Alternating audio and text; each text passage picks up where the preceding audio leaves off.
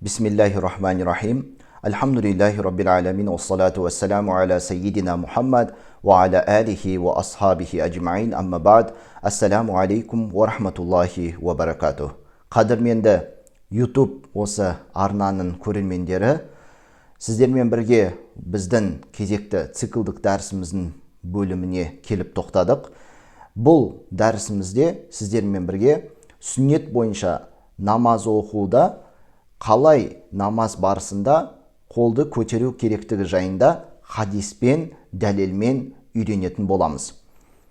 Құрметті бауырлар, ардақты пайғамбарымыздан мынандай бір хадис риуаят етіледі. Ан алқамата қала Абдуллах ибн Мас'удин радиаллаху анху.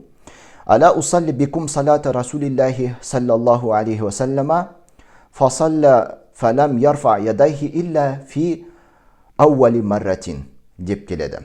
Бұл хадистің мағынасына келіп тоқталатын болсақ, Алқама рахимахулла, ол Абдулла ибн Мас'удтың, Алла одан разы болсын, бұлай деп айтқандығын жеткізеді.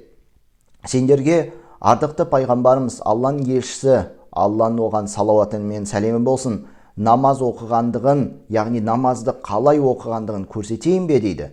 Сөйтіп, Абдулла ибн Мас'уд намаз оқыды.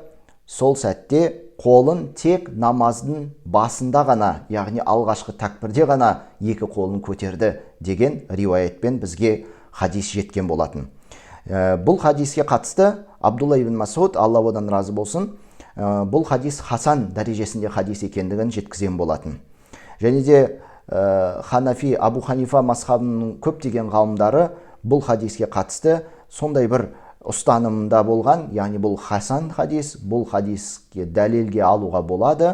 Бұл хадисті дәлел ретінде негізге ала отырып, намаз барысында осындай оқу керектігін, пайғамбарымыз сияқты Алланың оған салауаты мен сәнебі болсын, сүннет бойынша оқу осылай болады деп келіскен болатын. Яғни имам Абу Ханифа мазхабының ғалымдары барлығы бір ауыздан осы нәрсеге тоқтаған болатын.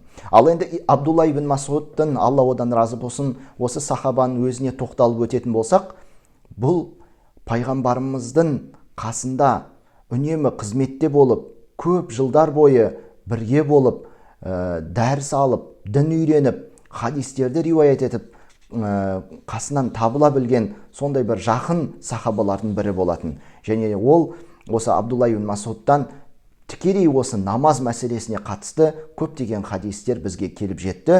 Соның ішінде осы хадистердің бірі намаз барысындағы қолды қанша мәрте көтеру керектігіне қатысты дәлелдер келтірілген болатын. Ал енді құрметті көрермендер, келесі хадиске көшетін болсақ, ол хадисте былай деп айтылады. Уан Асиб ибн Кулайбин ан абихи анна Алиян радиаллаху анху кана ярфау ядайхи фи ауали такбиратин минас салати thumma ла яуду деп келеді. Бұл хадистің мағынасы, Асим ибн Кулайб, Алла одан разы болсын, ол өзін әкесінен жеткізеді.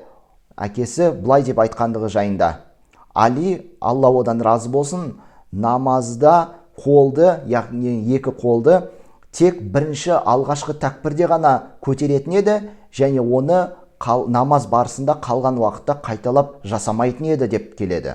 Яғни ол жаңа әкесі көрген екен, Али радиаллаху анхудың намазды оқыған сәтінде алғашқы тәкбірде ғана екі қолын көтерген, және басқа уақытта, басқа намазын сәтінде қайтадан екі қолды көтермегендігін бізге жеткізген болатын. Құрметті көрермендер, тағы бір хадиске көңіл аударатын болсақ, ол жерде былай делінеді. Ва анил асвади қала саллайту ма'a Умар радиаллаху анху фалам ярфа ядайхи фи шайин мин салатихи илля хина фтатахат салата деп келеді. Асваттан рахимахулла, ол айтады: мен намазды Омар радиаллаху анху мен, Алла одан разы болсын, Омармен намаз оқыған едім. Және ол намаз бастаған сәтте екі қолын тек алғашқы тәкбірде ғана, намазға кіріскен сәтінде ғана қолын көтеретін еді, басқа уақытта оны көтермейтін еді деп бізге риуаят еткен болатын. Бұл хадиске қатысты имам Тахауи, имам ибн Абу Шайба, оның барлығы бұл хадис хасан дәрежесінде екендігін айтқан. Сондай-ақ Ибн Хаджар, Алла одан разы болсын, рахымына бөлесін, сондай бір дұрыс жолмен, дұрыс мәтінмен бізге жеткен хадистердің бірі деп баға берген екен. Міне осыған байланысты дәлелдер келтірілген.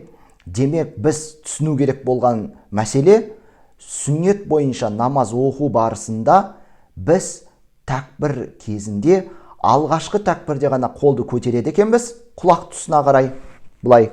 Ал қалған кездерде қолды қайта-қайта көтерудің қажеті жоқ екендігін біз түсінеміз. Міне сондықтан сүннет бойынша намаз оқиық, дәлелдерді қабылдайық. Алла баршамыздан разы болғай. Уахиру дауана анилхамдулиллахи роббил аламин.